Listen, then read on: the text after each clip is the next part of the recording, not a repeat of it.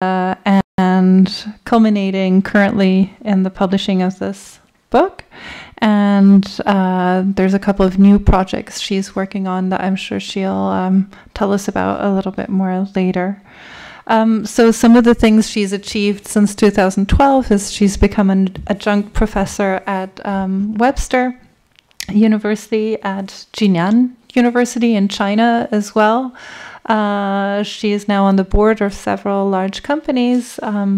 She established the ethical framework for Hyperloop transportation technologies. She's an ambassador for Singularity University. And the Rockefeller Foundation supported her in the writing for this book. So since our very first conversation, Nicoletta has always supported my own interest in technology and encouraged and fostered it. She invited me to present the first TEDx talk, well, my first TEDx talk, TEDx Transmedia on fashion and technology, which is something that significantly changed my own career as well. She has, well, she's probably out of all my friends the only one who gets this excited about algorithms, which is a wonderful thing. And she has consistently been incredibly inspiring and supportive throughout all these years. And probably the only friend I have who has an artificial intelligence personal assistant called Amy Ingram. So thank you very much, Nicoletta, for all of those things. And if you could tell us a little bit more why you wrote the book. Thank you very much, Katerina. Okay. I don't know. This one, yes. So, first of all, thank you. What a fantastic presentation. I think it was probably the best presentation I ever had in my life. One. And thank you for being here. I mean, as we said, quality and not quantity. I would like to start with the news from a few days ago, which is that Xinhua News Agency has announced the world's first female AI news anchor. Let me ask you, why should we replace journalists with artificial intelligence and virtual agents? And why should we use AI-driven journalism for news reporting? Here, another part or another piece of our human mosaic that is lost in favor of evolution. Machine intelligence, which could surpass human intelligence, the merging of biological and non-biological intelligence, software-based immortal human, sentient artificial intelligence, to name a few. So technology is growing exponentially, we know that, and is allowing us to imagine our future. There is no other creature that can imagine the future while it's creating it. Humans have imagination. Humans can hold memories. Now, imagine that you have a negative memory, that you can erase at will a bad experience. Would you do that? Would you allow technology to interfere with who you are? We are who we are because of our memories. And DARPA, the American Defense Agency, is planning to erase, with a precise approach, bad memories, terrible memories like the memories of soldiers coming back from war, for example. And of course, this would be a good resource or a good cure, for example, of post-traumatic stress disorders. But it makes you ponder. And even today, it's not accessible, it's not possible yet. Of course, we have anti-anxiety medication, we have antidepressants, and still, we can't edit precisely our memories. But again, is it is it a safe procedure? Because a few years ago, we didn't have the possibility to edit our DNA. And today, actually, we are able to edit DNA in a fetus during pregnancy. And a few years ago, we didn't have that. So, deleting memories, probably, it's something that can raise some ethical big concern. Let me ask you, how much memory can I erase from me and remain myself? Or since I am made by my memories, is there a limit for maintaining my oneness, my identity? This is what I do today. I study the future and I raise questions. And actually, this book is what it's about, raising questions. Questions that can intrigue us, questions that can terrorize, excite us.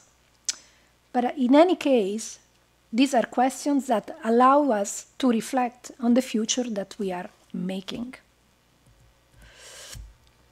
Let me give you a little information about my professional path. Caterina already done it, but I would like to give you a few little things because it's quite unique. From starting as a set costume designer, and I was already passionate by technology because I was passionate about the stage machinery, the old stage machines. Then I went to New York and I became, and I started to work as a news reporter. And I decided to have a clash with technology because I enrolled in a master degree in computer graphics that now it's kind of banal. But when I've done it, it was 1984. And the machines, we had only 2 machines in the East Coast from Stanford University. They were big like half of this, no, probably like this table. And the discs were big like a track wheel. We didn't have many colors. We had only 16. We were only 16 students. I was the only European.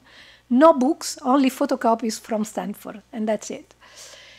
But there, I started to understand how technology really can impact society and was impacting my life, because my thesis was on the convergence between computer and television. And from that point, I started to have a sort of love and hate relationship with technology. Then I came to Geneva, and my interest was still media-oriented. But thanks to TED conferences, I started to engage or to be interested in technology, emerging technologies at large. And I remember when I went to a TEDx event in Doha. It was a summit for only organizers. There was a talk that really changed completely my mindset. It was by Juan Enriquez, and the title was Evolving Ourselves. Juan did the foreword of the book, and he focused on the assumption that our children, or maybe at this point the children of our children, will be completely different from us, a sort of a new species. That talk really changed completely my mindset.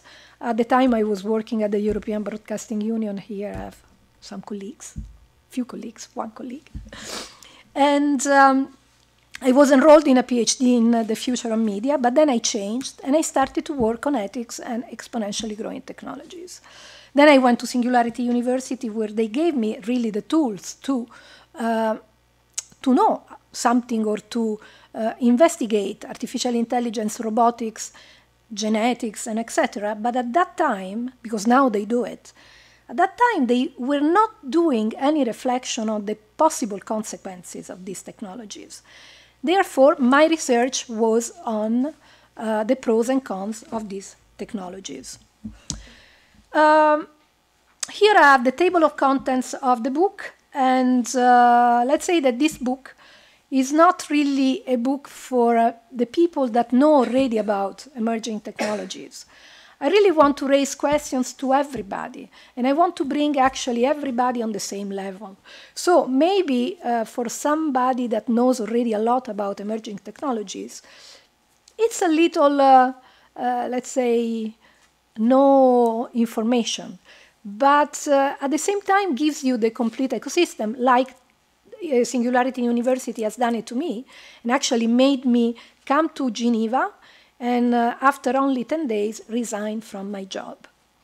Now, I would like to read you a little bit, a little passage from the book on, and now, of course, I'm not finding anymore. Yes, on the fact of augmentation through reprogenetics. Do you know what is reprogenetics? I had to study that. And essentially is augmenting or to use the reproductive and genetic technology to privilege genetically modified embryos to advance with human enhancement.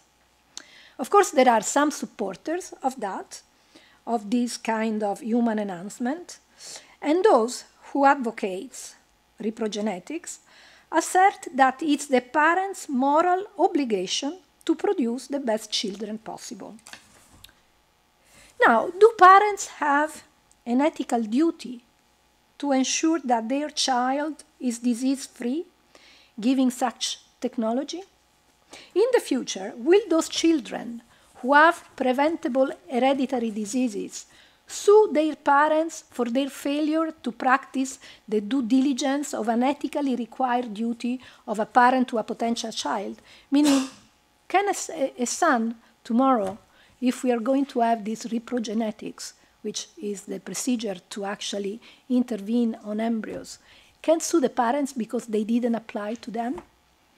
And here I talk about, I quote Jürgen Habermas, who's an influential social and political thinker, who's going to actually address the situation and suggest that post-metaphysical philosophy could contribute to the ethics of genetic intervention, because he predicts that at the first step, the general population, political public sphere, and the parliament may come to consider, and the parliament may come to consider pre-implantation genetic diagnosis morally permitted. But then this will open a next step, that we will have preventing genetic diseases and will be legalized. And this in turn will open or will lead to a gray area between negative and positive eugenics. This we should reflect on that before we will have this kind of procedure as reprogenetics, because still is not legal. But I don't know if you have followed what happened in China, where they did it and the Chinese scientists actually denounced it. And then in the United States, they started to consider it, because it's going to be a sort of run. And we should reflect before. So what I do in the book, I make a lot of questions. I want to tell you that at the core of my research, actually, there is this, which is a kind of simple and accessible approach, in my opinion, to ethics. It's the difference between being human and human being. They seem similar, but they are not. The difference is in the word being. Because in the human being is what? Is a noun. What is a human being? Is a man, a woman, a child, an individual that first belongs to a species, the Homo sapiens, then who differs from other animals for the, let's say, superior mental development, or the fact that can articulate words and thoughts, or that can stand straight. Now, if technology intervenes in the human being, it's just accelerating the course of our evolution. But let's talk about being human. First of all, being human, being is a verb. What's the meaning of being human? It means forgiveness. It means respect. It means thoughtfulness, self-reflection, empathy. It means generosity. I want to focus only on the good parts of the human being. Of course, you can be overwhelmed by a sunrise. You can be drifted with a music or a symphony. You can fall in love. You can give birth, being tired, feel thirsty, and laugh your head off. And probably, if we alter these kind of emotions, because we are starting to do that, if we become increasingly more man-made, more dependent upon mechanical devices, maybe we can lose it all. It could become dangerous. We can lose probably our humanness. For example, what is creativity at the age of artificial intelligence? Robots, empowered with artificial intelligence, have created sketches and designs and paintings for years. We know that. One was even sold in December at Christie's auction house for 500, I think, $500,000, almost $500,000. Now we have a new machine called AIDA, which can which can look at you, sketch your face, or does sketches, and at the same time can sustain conversation about the role of technology and art in our daily lives. But first of all, is this really art? In the same way, some of the greatest achievements of creativity in human history have been called art. As I mentioned a long time ago, before becoming a TV reporter, I was a set and costume designer. And I used to paint. And I can say truthfully that painting is a pleasure. So my question is, why do we want to have a machine making art? I understand that making art is to experiment, is to test, is to raise the bar for creativity. I know that. And therefore, probably the person that designs algorithm to do the painting can be viewed as an artist. But even though probably it's a little banal, my question is, should we really delegate the making of an artifact to a mechanical device? Or should we probably consider artificial intelligence as the ultimate tool?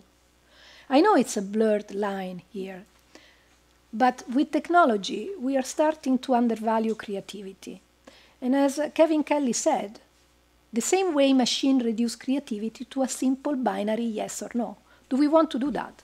Placing less and less importance on the role of creativity, probably we risk to substituting machine creativity for our own creativity. And again, painting is a pleasure. If we give away our pleasure, we should reflect. Is it worth? Now, on chapter 5, I focus on genetic engineer and DNA editing. We know that genetic engineer is not only a great tool to slow down or defeat aging, but is increasingly helping us to erase genetic diseases and genetic illnesses. We have CRISPR, which is a gene editing procedure that lately has been approved for almost everywhere, for clinical in human trial. Before it was not. Now we have trials in human, and then we'll see.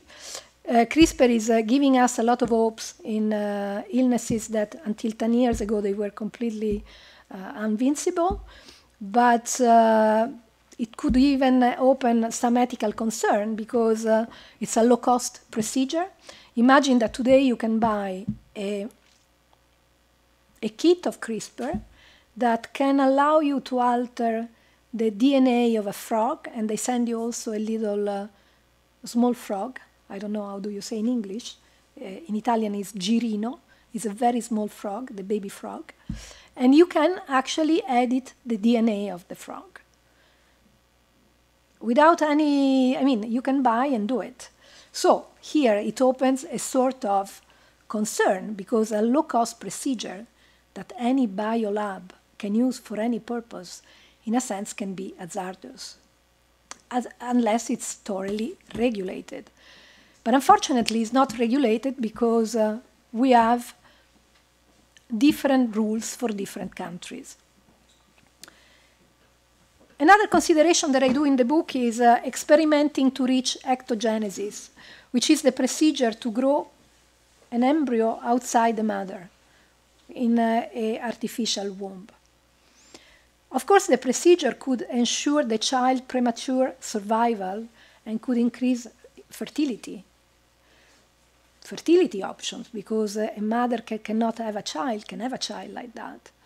It could be an extraordinary resources for premature babies because they have the possibility really to live. But it could open also a different scenario, opening maybe our ancestral desire of creating life from scratch. So also this is really a sort of important ethical concern. I have to say that in the Western world, genetic engineered embryos are not yet permitted, while in China is a sort of gray zone. How come? And this was my actual research. When I went to China, I discovered that my focus was only on the Western ethics.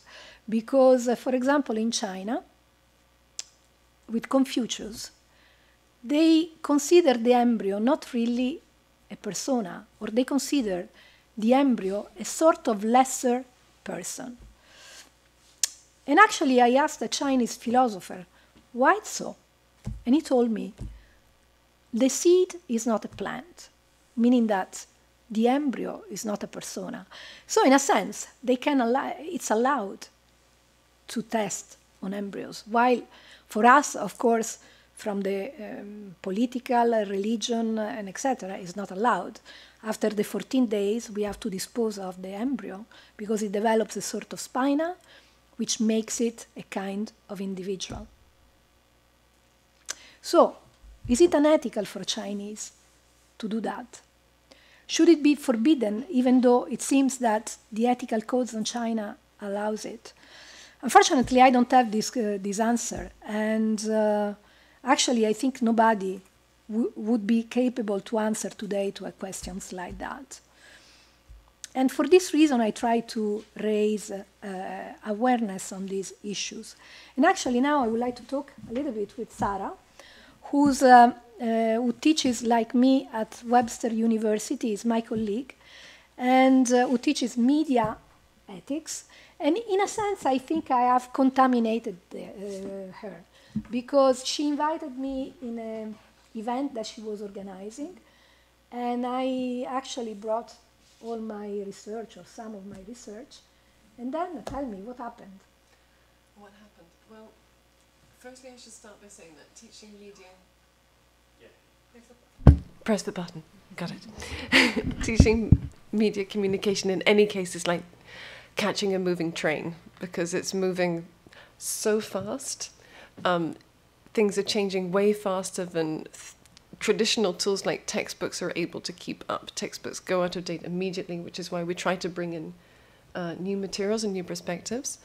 And even we're now trying to incorporate things like social media, digital technologies, not to mention all the kind of things that Nicoletta's talking about, which is why I invited Nicoletta to come and speak. I've also had her coming to speak in some of our classes and teach some of our classes. And for me, this is the next layer of questions that we need to ask ourselves.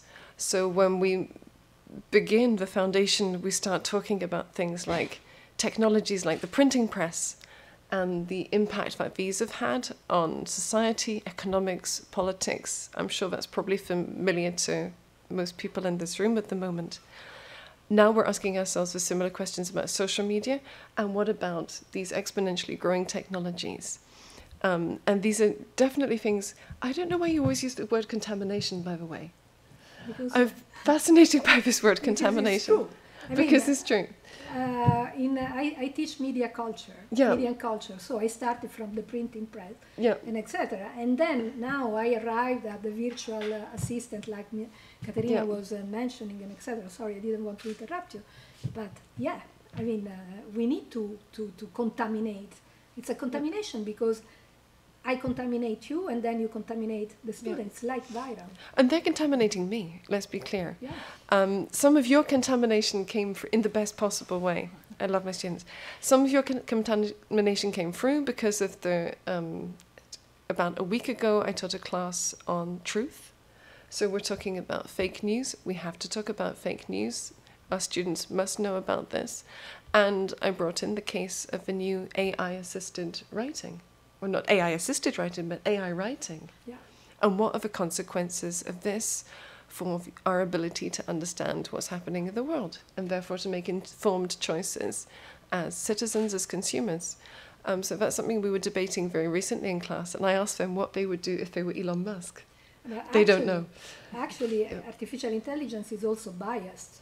So to have an artificial intelligence that write articles, which is biased from the start, what kind of information are we going to have? Yeah, so we were talking about which is also a challenge for us as educators, the kind of critical thinking skills that are needed now that we need to help our students with, which for me is kind of, and I'd love to hear you talk about that more, media literacy for the 21st century. What does this mean? Which skills do I need to give my students? Because if it's already so difficult with fake news to tell real information from false information, and now there's an added layer of subterfuge, of fakery, that's possible due to the new technologies. How can we equip our students to understand the world they live in? How can we help them? I think that's really important and something that we need to address. If it's only to raise the questions and make sure they're conscious of these issues, like you say. And then I was saying that, so my students are contaminating me. A wonderful young student wrote me a gender paper about sex robots. So thinking about the ethical issues actually surrounding the existence of these robots, which are often marketed towards men, so that obviously robots are female bodies, what that means, what that might mean for human relationships between men or women. If somebody's able to order online and choose between, she showed us some of the catalogue of possible choices. If someone can go shopping online for a female body and use it in any way they wish to, what does this then mean for the power dynamics and gender inequality in society? And, so I'm glad to have students also bringing these issues to me. If I can add, the sex robots now have the capability to read your emotion, your 5 basic emotions. So they will actually act according on how you feel. Yeah.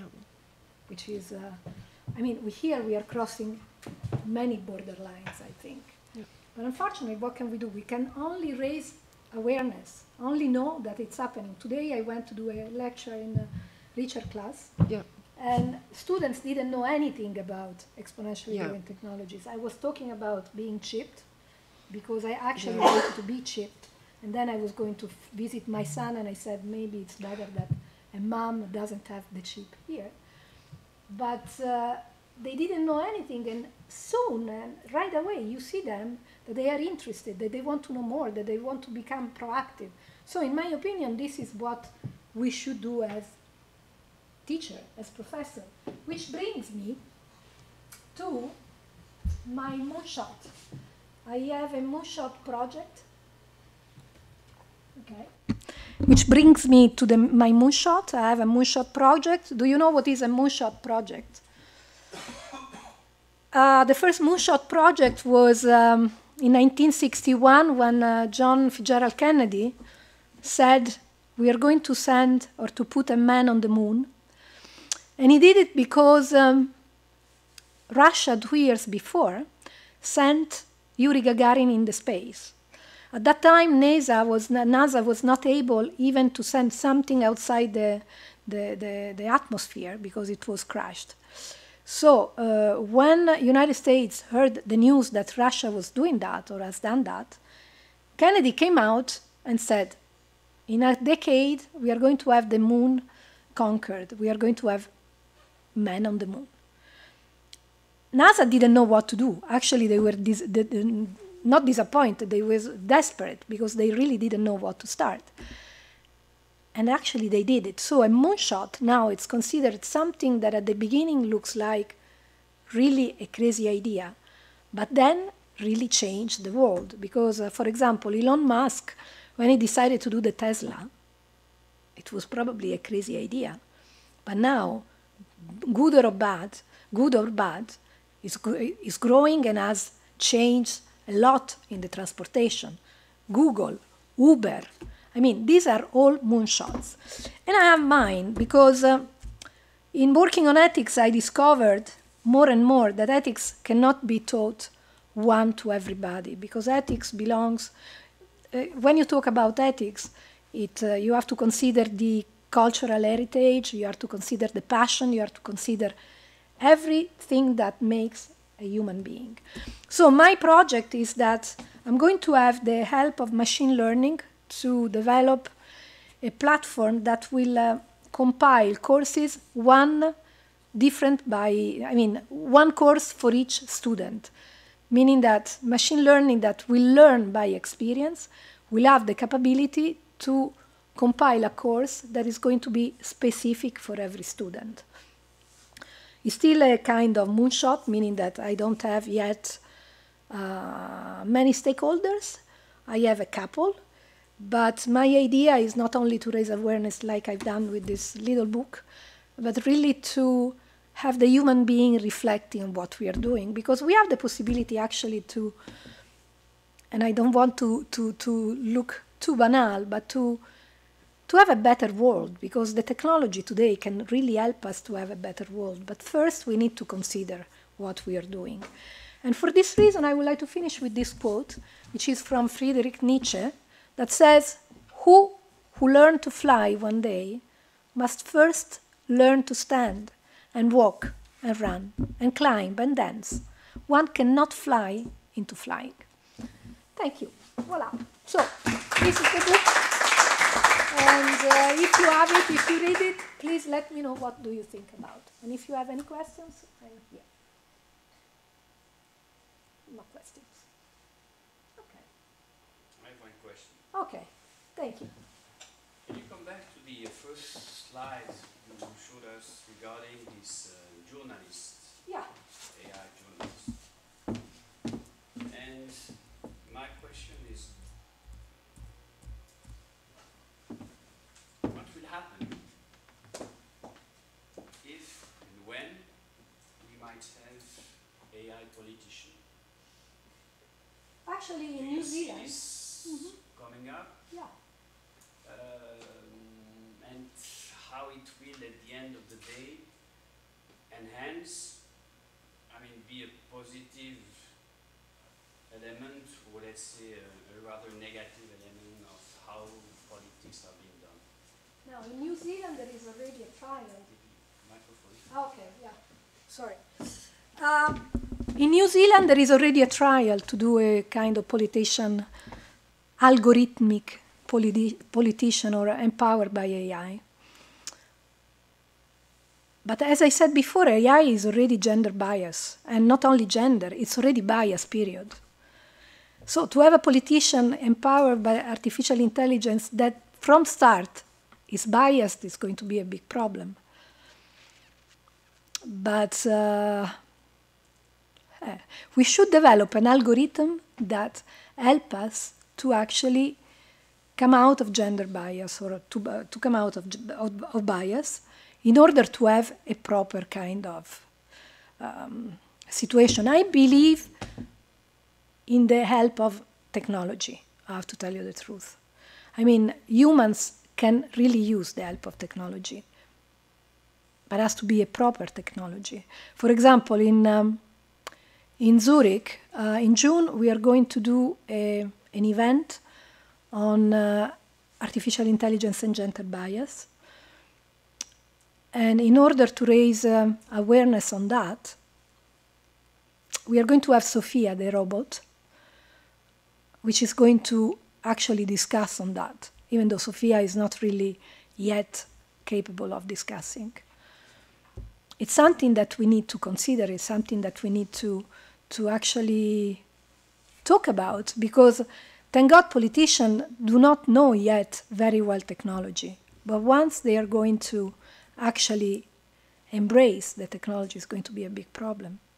Because I don't know if you know that already we have a software that allows to fake a video, meaning you probably saw it. And the maker said it's a software, you know the software, it's a software that allows you, for example, the example is with Barack Obama. I can say something, and the software translate my words into the words of Barack Obama. So you have a video that is like that. Okay? It's fake, meaning that Barack Obama can say whatever I want him to say. And it's a video. It looks like him with the same voice. Still, you have glitches, but not much. the person that developed the software said, yeah, but we use it for video conferences and to do like, I don't know, entertainment, okay? But imagine what can cause something like that. For example, Putin, which is not him, says something to Trump. We are already at that level, I think. But when we see what the Chinese are doing, Chinese are top of the iceberg. yes, because Chinese are really betting everything on artificial intelligence, and they have Alibaba that have of course, all the data of the people, because in buying they have all the data. Baidu, which is the search engine, and Tencent, that is WeChat and etc., they are collaborating with the government to do that. The other thing is that in China, they have this system called, is a governmental kind of game of social score, which allows you to, pushes you to be better. But first of all, who decides what is better, what is good, and what is bad? I mean, yeah, a lot of issues. Yes? Okay, maybe you know about the IBM project, conversational project, where the AI contributes to a debate. Yeah. In a constructive debate. Do you think that could be a positive outcome to apply to children, for instance, to answer these questions while parents are away, for instance? Does that contribute to also to a general discussion led by AI, for instance? AI launching questions, answering questions, the interaction between the human and AI, as a matter of fact. How do you see that in the future? I mean, children are, at this moment of life, they are kind of in danger, because between virtual reality, augmented reality, and the fact that we leave children with technology, like technology is a babysitter, it's a little risky. Risky, why? Because I think in order to nurture and protect our humanness, because we are still human, why should we lose it? We should protect the fact that they need to know what is reality. So to leave them with an artificial intelligence making questions and managing conversation, if it's not really supported then by a strong human presence, in my opinion, could be a little dangerous, I think. I've seen, just to continue, I've seen in the United States, kindergarten children were given tablets with special courses, AI program courses.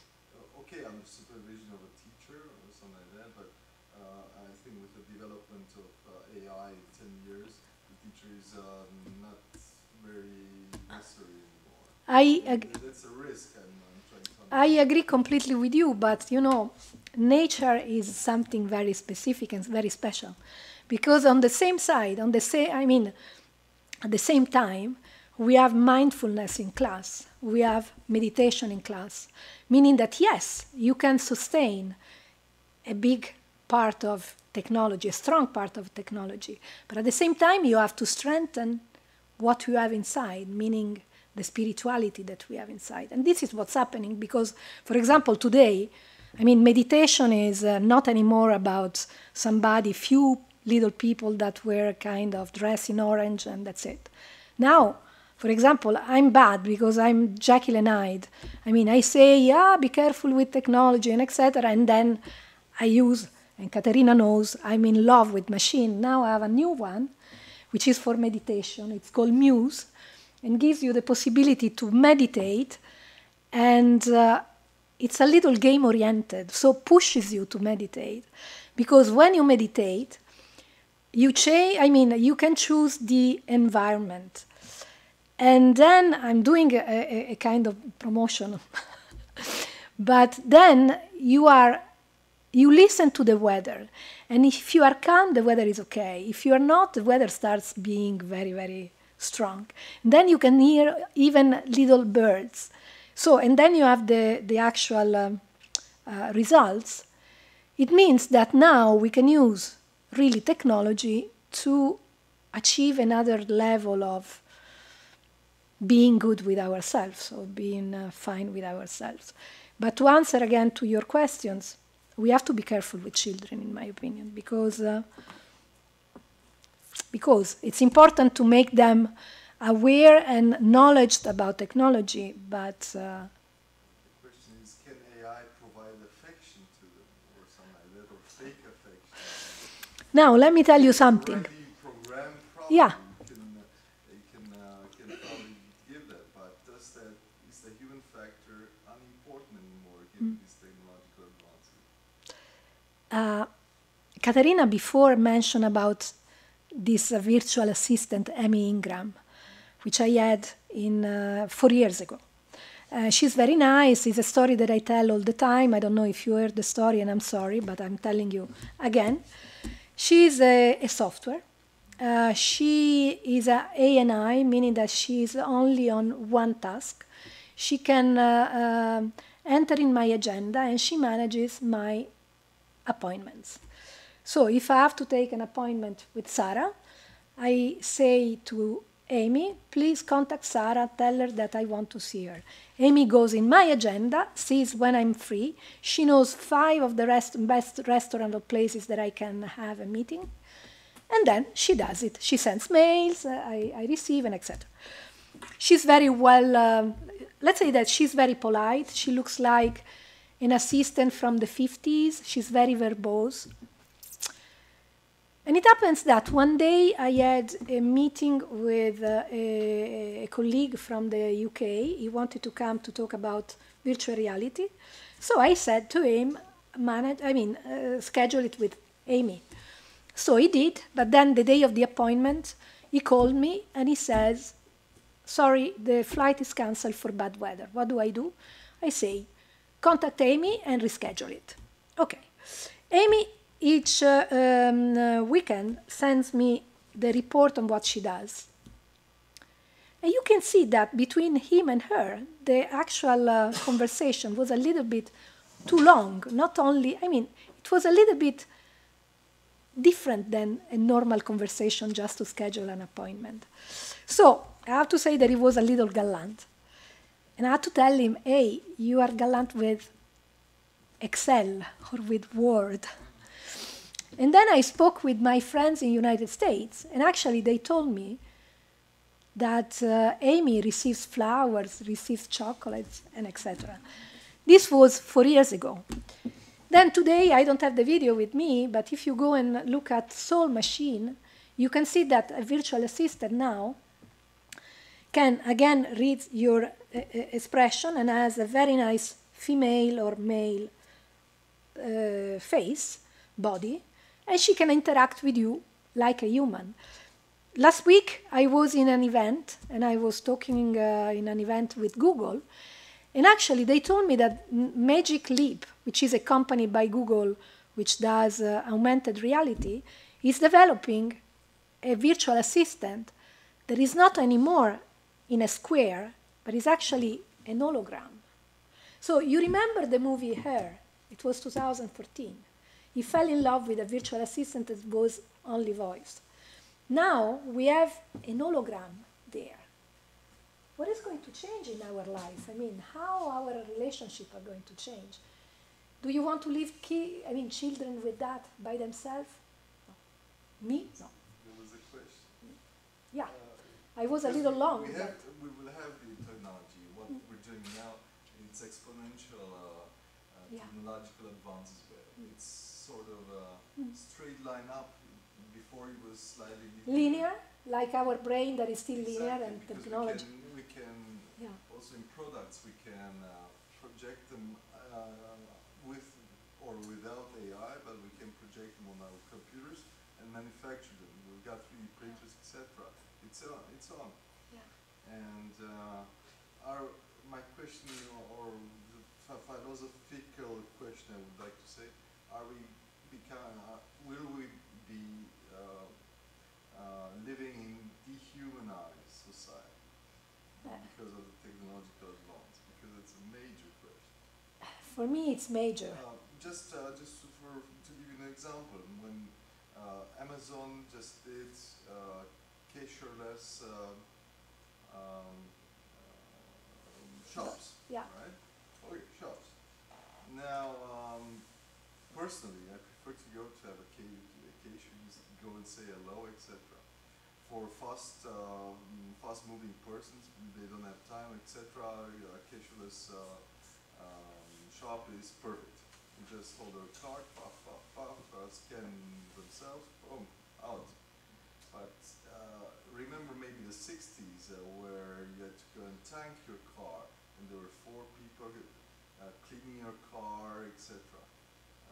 And putting your some gasoline into the gas tank. And I wonder, nowadays, as you have seen now in several years, or right this year, we can have unlimited electricity provision in a car. You need to go and recharge your car, for instance. Where is the human factor? Yeah, but I mean, this is evolution. The point is that we need to ask ourselves, in my opinion, and this is what I do with being human and human being, we need to ask ourselves, or to be aware that we are losing it. Maybe to grow somewhere else, some of our humanity, I don't know. In my opinion, it's just being aware that we are doing that. Because technology is very sexy. It's easy to be managed by technology. But actually, we should still manage technology, not be managed by technology. And this, in my opinion, should be our effort, still to control technology, even though it's growing exponentially. How do you do that? Learning. For me, it's like making awareness. I mean, now that I talked about repercussions, for example, if in 2 days from now you will see that maybe a country wants, or China itself, or United States, they want to actually intervene in an embryo, maybe you will remember and will say, but, and you go and read something more. So my task is complete. But this is what, as humans, in my opinion, should do. We should do that. We should be aware of what we are going to do, of what we are doing.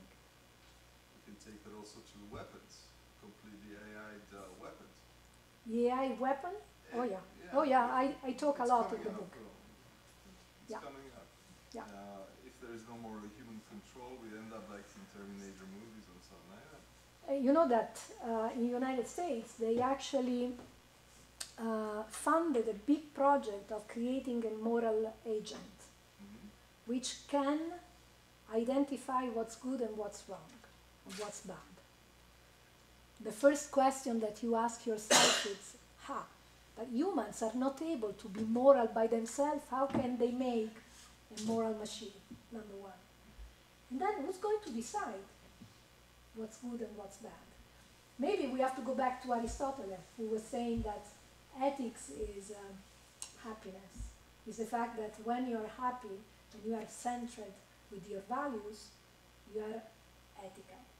So maybe we have to go back to philosophy, because before Newton, the philosopher and the scientist, they were, in a sense, one person. Then after Newton and his Principia, and the fact that physics was the most important thing, philosophy was put, in a sense, in the corner.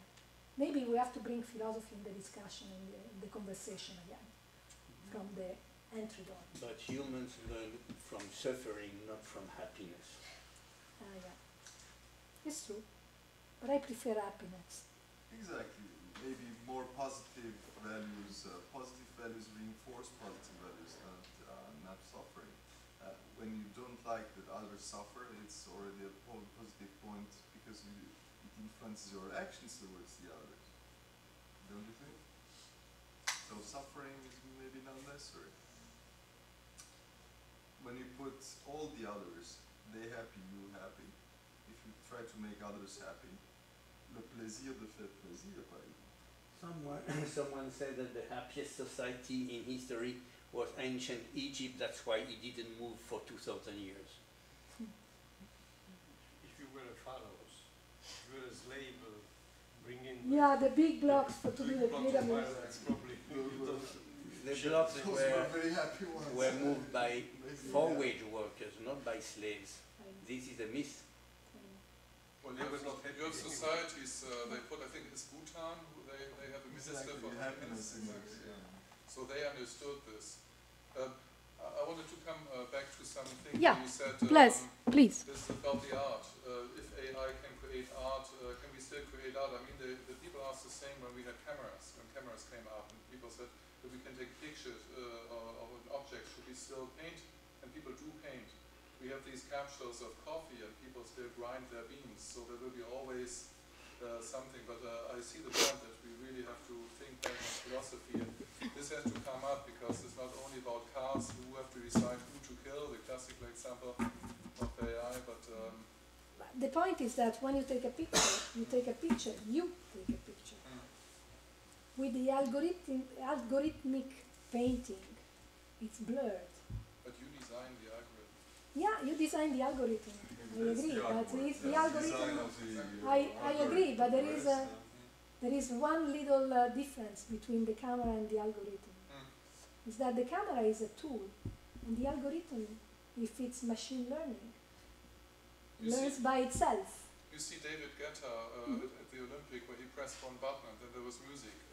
Is he an artist? I don't give questions. I mean, I don't give answers. I make questions. It's blurred, but I mean, in my opinion, it's not me, because for me it's a pleasure. I don't know if it's a pleasure for an artist, contemporary artist, to push the button and do music. Okay, probably it is. But art is also a kind of journey. I mean, technology being sexy also makes humans lazy.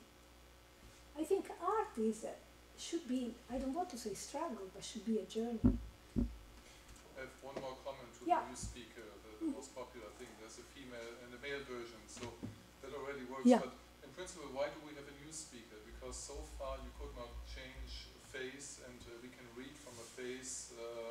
That's the main thing is trust. Yeah. We can get trust. When we have this, also the society and the perception of this will change. So at the moment we're building these dynamic consensus-based ledgers like cryptocurrency, which is one post-digital technology. So there might be something where we can see that this person is actually talking, or there's some level of security. We just have to rebuild trust. I think this is something that we have to look into. And this can come through ethics because this can define our levels of trust and our level of Absolutely. But what it really makes me thinking and ponder is the fact that we don't have a system that is clean cut. It's a system that is already kind of, as I said, biased. Yeah. So to have everything, yes. If you see China controlling everything, and it can be a fantastic system. It really depends on who's sitting behind. I mean, we have the same in the Western world. Look at Google and all the things. Look at advertising. Look at where people get data. It's just not so open. It's just not so connected. We have the same stream of data. It's just Wild West here. We don't know who's getting our data. In China, it's government. Yeah, we are kind of hypocrite here. Yeah, exactly. Because in China, I mean, I have students that are under the social score. Because it's going to be applied in 2020, but now you have people already there. And they told me, you know what, it's forcing me to be good, to be better, to give the better of myself, which you stumble a little bit because your concept of democracy is a little different.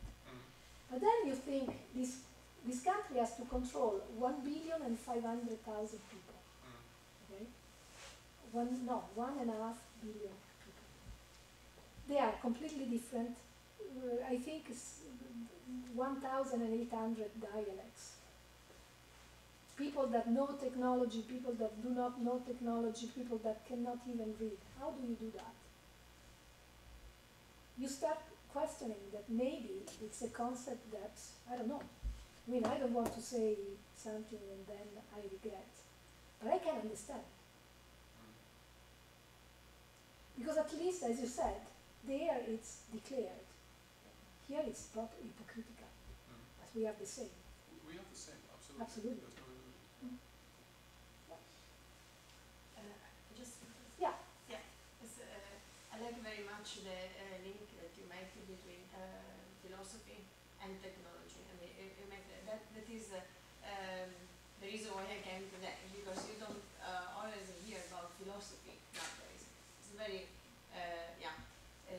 so I think, for me, in my opinion, philosophy gives the why we do something, and technology gives how we do it. So we can do it in a way or another. So we had the cars, now we have cars. Cars that can be electric or using oil, but is a why we do that. So when you talk about children, how to give birth to children in the womb or outside, all these of course raise ethical questions. And but the thing, I mean, the answer is given by let's say a philosophical approach. So why do I want to cure a disease? Because I want to give that person a better life. So why do I want to make 10 people the same like robots? Perhaps there is not a good reason. So now that's the role of philosophy and is the role of a human. We are human the moment we have a good reason to do something. And by the way, I'm perhaps too positive, but I think that, for instance, technology such as nuclear power, nuclear energy, they've been used, but at the point we realize that they can be very harmful to human beings. So we have tried, I mean, nations try to limit with treaties. Okay, we don't use nuclear arms anymore, even though it's a very, very strong and powerful technology. So I trust that the human being will use AI for good, I mean, in a good way, because of course it helps, because we can work less or do more interesting sort of jobs, but the moment this will be harmful for our being human, we will find limits, I mean, put limits to certain technology. You mentioned one thing. We use artificial intelligence, meaning that it's human that use artificial intelligence.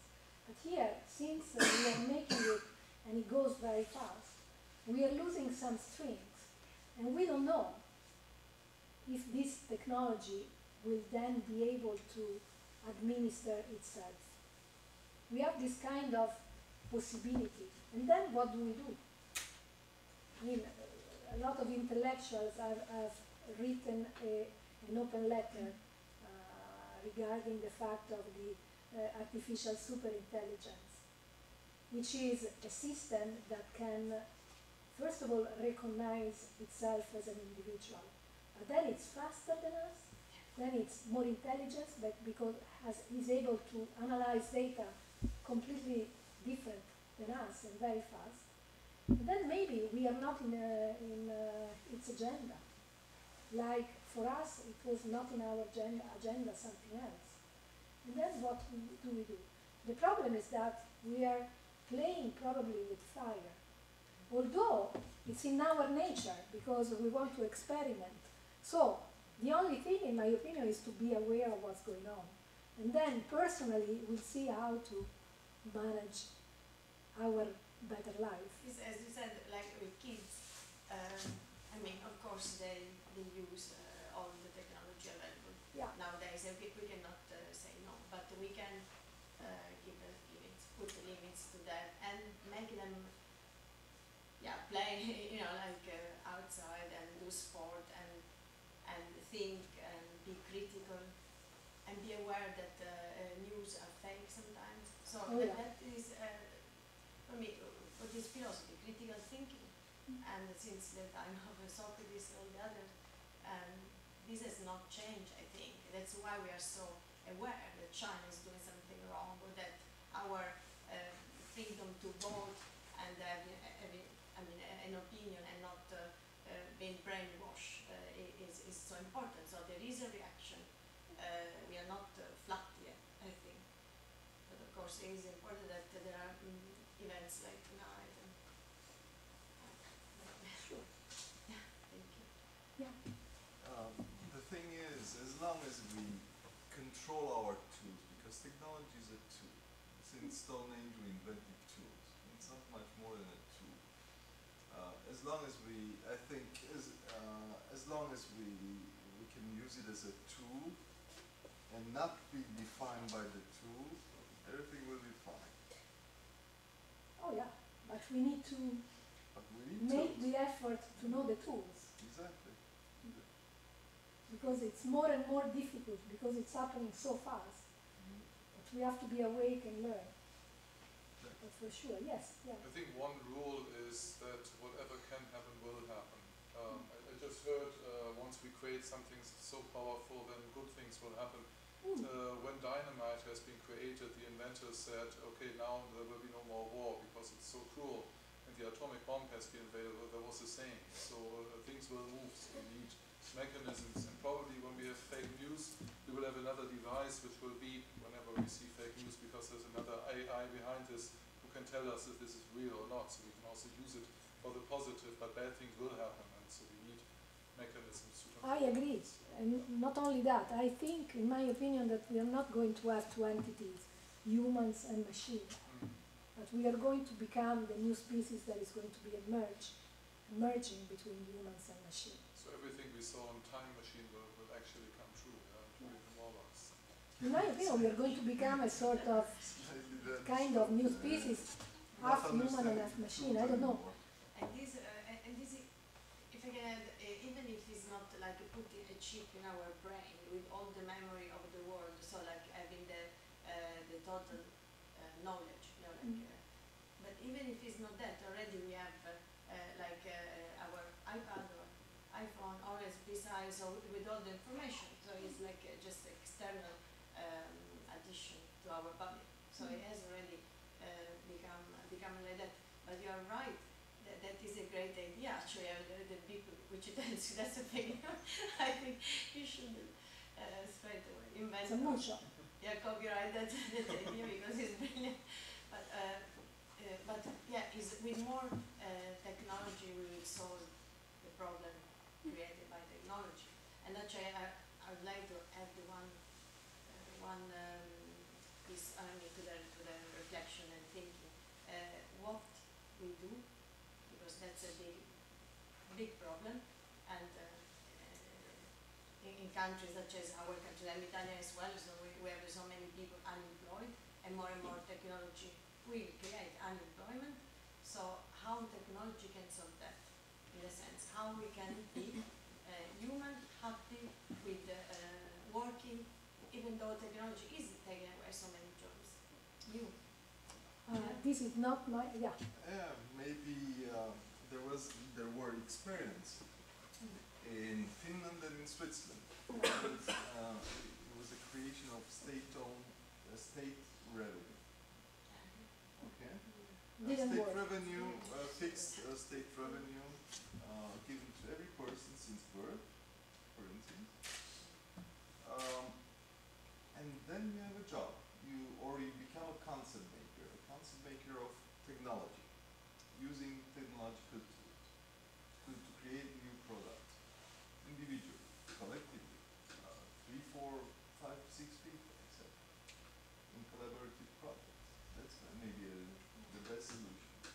Because otherwise, through AI and 3D printers, you can wipe out entire sectors of industries in manufacturing. We are in a moment of passage. We are still behaving and going through like 1900, while we are already in 21st century. For sure, technology is going to give us the possibility to live a life with less working. And here I don't want to quote Singularity University that says abundance, that we are going to have a world of abundance. And I hope it's going to be a world of abundance for everybody, not for only few. But for sure, like in every industrial revolution, some jobs were lost. and some jobs were created. Government should actually be very attentive in training the people that are losing the job and giving them and empower them in knowing what's going on with technology and maybe giving them the possibility to have another job, because everything now is available online. It's just a matter of guiding. This is what governments are not doing. But you have the opportunity today to create for yourself another job. You have to study and you have to be guided. We are in a moment of change, so I don't know if it's possible to be so strict. I don't know, I'm an optimist. Yeah, please. I was very curious and alarmed by your meditation app thing you mentioned. Yeah. And I was wondering, I just read online that it says it's a device you put on and it gives you real-time feedback on your brain waves and things like that. Yeah. And my question is, how effective would you say a meditation session is if the whole purpose of meditation is stillness and you reflecting on nothing but inner thought? To me, that sounds like it's thinking, feelings leading into thinking, and then feeding the ego. What? Which is this thing?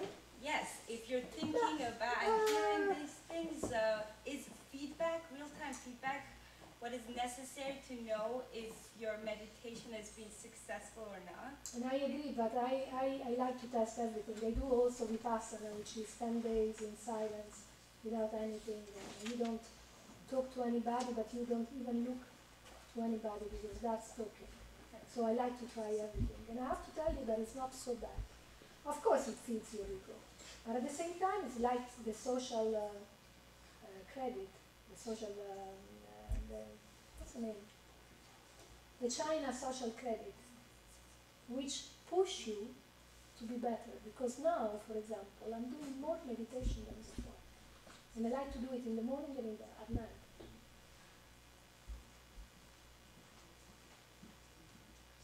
Probably I feed my ego.